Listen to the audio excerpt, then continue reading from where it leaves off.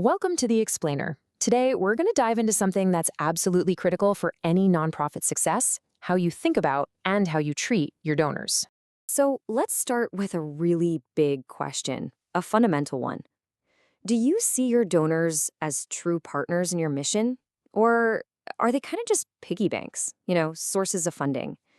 Shifting your perspective on this is an absolute game changer. It can totally transform your organization's growth and sustainability. Okay, so to really see what I mean by this massive shift in mindset, let's look at an amazing real-world story that just perfectly illustrates this whole principle in action. So, meet Manuel. He's a veteran philanthropy advisor, and he just gets it. He understands that at its very core, fundraising is about people. It's about connection. It's not just about numbers on a spreadsheet. Now, here's the thing. Instead of jumping right in and asking for a huge check, Manuel did something different. He just invested his time. He met Sam for lunch every month, had real conversations, and focused on building a genuine relationship. He wanted to understand what made Sam tick, what his values were, before anything else. And this right here, this quote from him, it just says it all, doesn't it? The connection has to come first. When you take the time to really know your donors as people, you can line up what your organization needs with what truly, deeply resonates with them. And the results?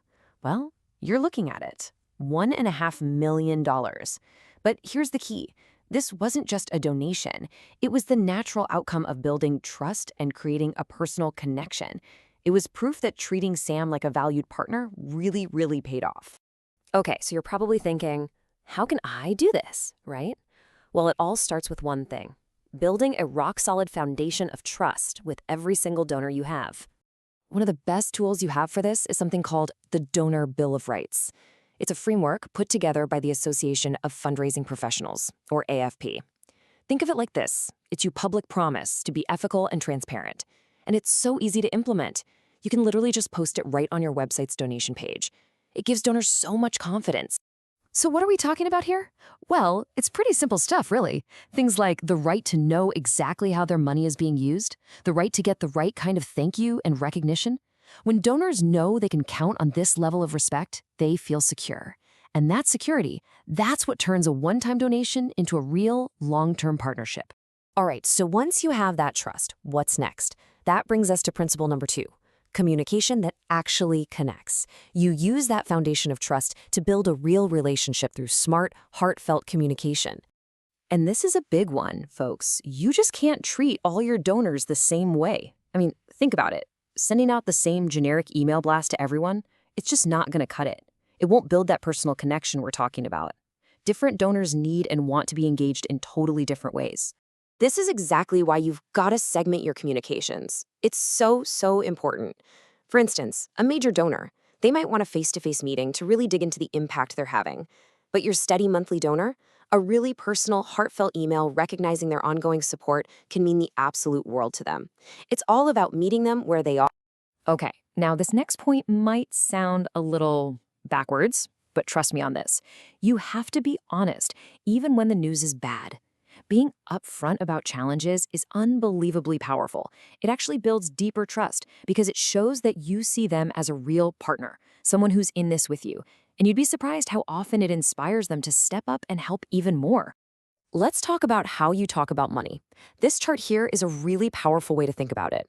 For years, we've used this word overhead, and it just sounds bad, right? So let's reframe it. Call it essential operations, because that's what it is. It's the staff, the lights, the computers, the stuff that makes your mission even possible. When you teach your donors about this, it helps them see the whole picture of their incredible impact.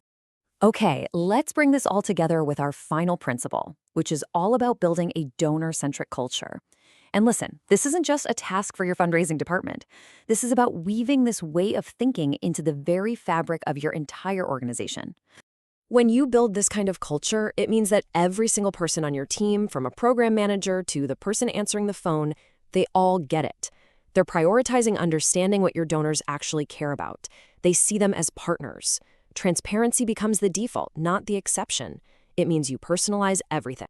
And this thought from Manuel, it just wraps everything up so perfectly, doesn't it? When you make your focus about building these genuine, authentic relationships, The fundraising part just becomes this natural, wonderful outcome of that partnership. It stops being a transaction and it becomes a shared vision. So the real key now is to take all these ideas and actually do something with them. So I want to leave you with a question to think about. What is one small, simple thing you can do this week to treat a donor like a true partner?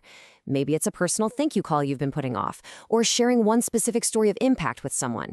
Whatever it is, that single step, that's where the real relationship begins.